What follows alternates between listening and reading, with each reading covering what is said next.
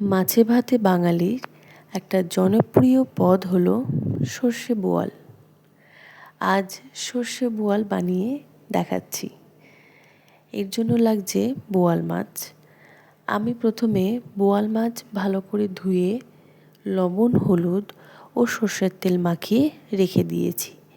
আর লাগছে আলু, পেঁয়াজ কুচি, সর্ষে বাটা, ধনেপাতা। কড়াইতে সর্ষের তেল দিয়ে সামান্য লবণ দিন। এতে করে বোয়াল মাছ ভাজার সময় তেল ছিটে আসবে না।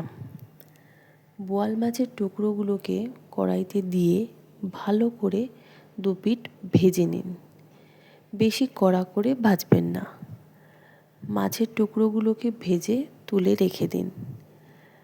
তারপর ওই তেলেই আলুগুলোকে সামান্য ভেজে নিন। আরও কিছুটা সর্ষের তেল দিয়ে কালো জিরে ফোড়ন দিন।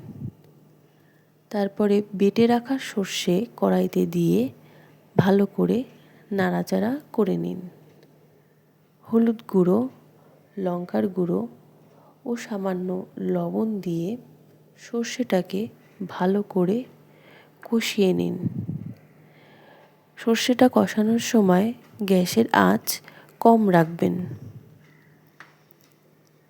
তারপরে সর্ষেটা কষা হয়ে গেলে পেঁয়াজ কুচি ও ভেজে রাখা আলু দিয়ে আরও কিছুক্ষণ কষিয়ে নিন।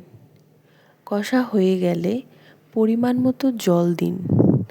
ঢাকা দিয়ে কিছুক্ষণ ফুটিয়ে নিন। আলুগুলো সিদ্ধ হয়ে গেলে ভেজে রাখা মাছ দিয়ে ভালো করে নাড়াচাড়া করে আরও 2 মিনিট ঢাকা দিয়ে রাখুন। এই সময় গ্যাসের আঁচ কম রাখবেন। 2 মিনিট পর ঢাকনা খুলে ধনেপাতা কুচি ও লঙ্কা দিয়ে ভালো করে মিক্স করে নিয়ে নামিয়ে নিন। রেডি আমাদের সর্ষে বোয়াল। গরম ভাতের সঙ্গে এই রেসিপিটা ট্রাই করুন। টেস্ট দারুণ। এই ভিডিওটি যদি আপনাদের ভালো লেগে থাকে তাহলে অবশ্যই লাইক, শেয়ার অ্যান্ড কমেন্ট, আর আমার চ্যানেলটাকে অবশ্যই সাবস্ক্রাইব করবেন। Thank you.